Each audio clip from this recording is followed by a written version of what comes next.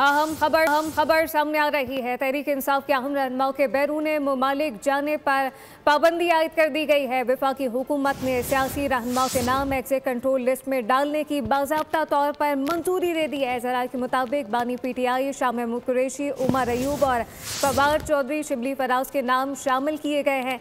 दीगर के भी नाम शामिल किए गए हैं। तफसीलात क्या है, फवाद चौधरी से जानते। जी फवाद। जी देखिए, वफाकी हुकूमत ने पंजाब हुकूमत की सिफारिश पर 9 मई के फसादात के तनाजुर में तहरीक इंसाफ के रहनुमाओं के नाम ECL में डालने की मंजूरी दी है। ECL कमेटी की जानिब से सिफारिशात वफाकी काबीना को भिजवाई गई थी, जिनकी सर्कुलेशन समरी के जरिए मंजूरी दी गई है।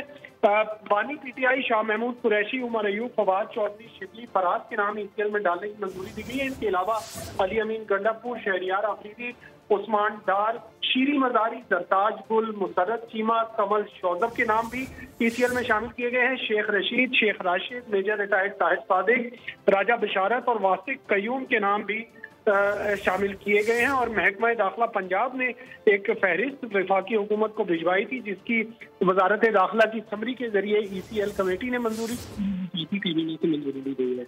जी सब्सक्राइब करें और बेल दबाएं ताकि कोई खबर रह न जाए।